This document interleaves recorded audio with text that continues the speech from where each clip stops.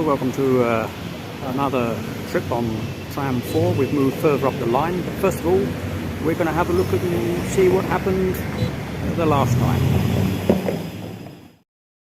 In the last video we visited the Veerle Plain, we spoke about the War of the Neuzikers, and we met Jacob van Artvelde. This little area here is called Sluizen, and this is called Sluizen. It's from the word sluis, which means in English a lock. So years ago there was a lock here because we're very close to the River Leer. Over there you can see the bridge that crosses the River Leer. Sluizen is located at the end of the Sleepstraat, and that's where we're going to have a look at next. Sleepstraat is an area that is associated with Ghent's Turkish community. It is said that 1 in 10 of Gentenaars are from a Turkish background. They moved here in the late 60s and early 70s because at that time there was a shortage of labourers in Belgium, Holland, Germany and France. But Belgium wasn't their first choice because a lot of manual labour was needed for the coal mines in the Limburg area of Belgium. But they stayed here and they've set up a lot of their own businesses. That restaurant behind me there, that was the first Turkish restaurant to open up in Ghent way back in the early 1970s. It's been taken over since, so that restaurant has been here for 50 years.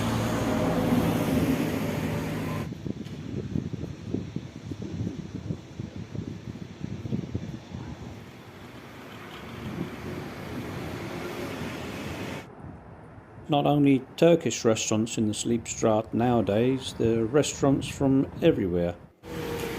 You can eat your way around the world in this area. Look what this Lebanese restaurant has to offer. All these delicious dishes.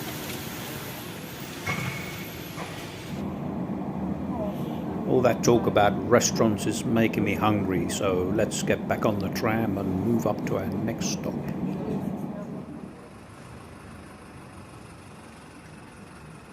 Further along the Sleepstraat, you will come to the San Salvador Church. This was built in 1550, and because it is located to the old port of Ghent, it became the church for all the seamen. They got married here, and their children were baptized here, and of course they worshipped here. The San Salvador Church is currently being used as a meeting place for Ghent's Ukrainian community.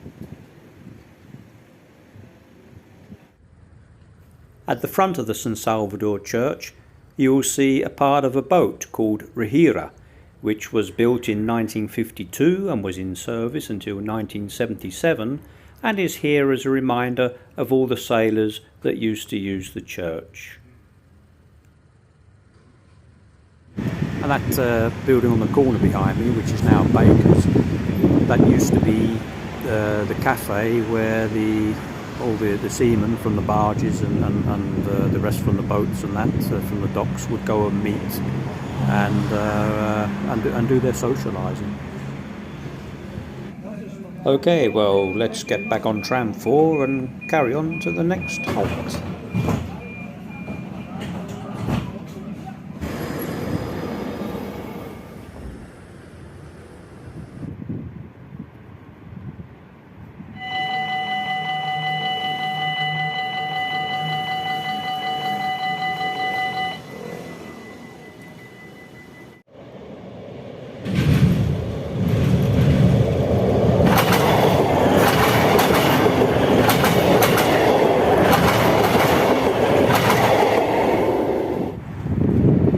Well, the area that we're in now is Meulestede. And Meulestede was where the old Ghent docks were located before they closed down in the middle of the 20th century and relocated further up the water here to their current location and became a major port. Some of the old warehouses are still here, although many are being either knocked down or renovated to be turned into sort of luxury apartments and offices.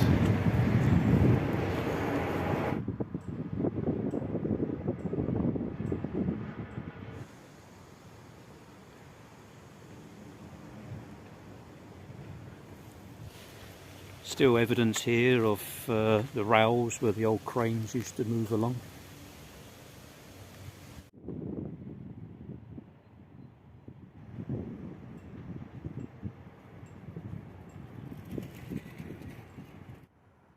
The old houses around the docks were built during the Industrial Revolution and were very small and often overcrowded. The houses fell into disrepair and the slums were demolished. The area has since been regenerated. Many of the streets in the area are named after cities which are associated with docks.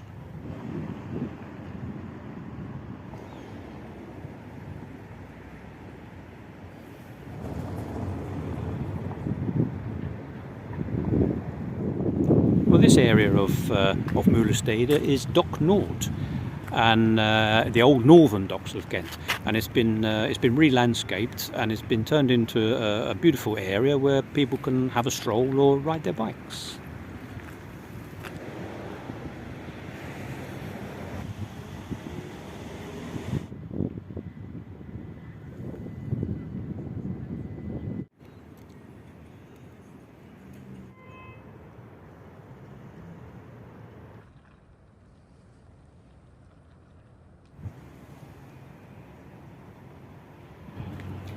Okay, well, I'm going to make my way back now to the tram and move along the line.